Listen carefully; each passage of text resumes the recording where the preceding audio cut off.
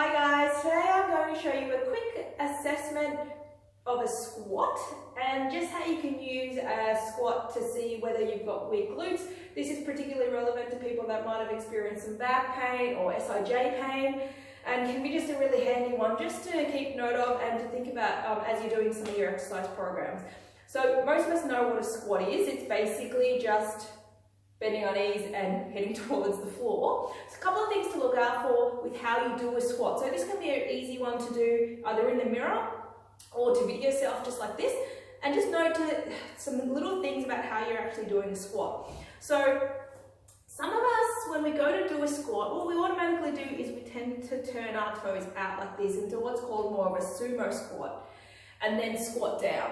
For females especially, this can be a little bit easier. It is a modification that you can use when doing, say, deadlifts or something like that if people are struggling, just because the size of our pelvis and the orientation of our pelvis means that this position can anatomically be a little bit easier.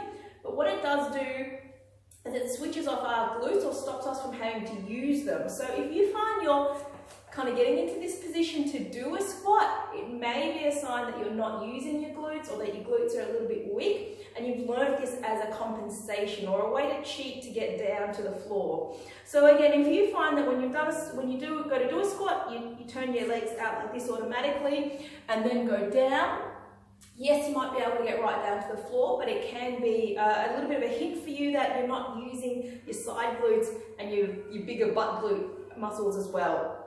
Another thing to look at as well is some people when they do a squat, so I'll do it now. So as you go down, people tend to then round in their back here as opposed to really pushing out. What you might also see is that everything sort of goes kind of forward like this or backwards a little bit skew-if.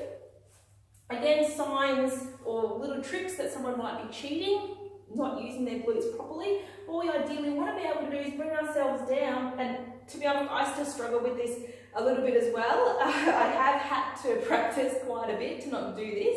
What you want to ideally be doing is be keeping your feet flat on the floor and really bringing that bottom out and squatting down. Now, as I said, I do struggle with this a little bit, so an easy way to train this is either using a roll, or you can be holding onto a pole or even the edge of a door frame for a bit of balance.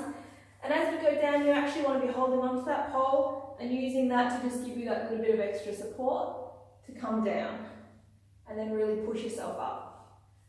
Okay? So just some easy little tricks on how to notice if your squatting is maybe not the best way and if you possibly could be cheating a little bit. If you do find you're doing that, then yeah, definitely seeing somebody, a good exercise, physio, I would say, or an exercise physiologist that can help you suss out some ways to better train your glutes is always a really good start.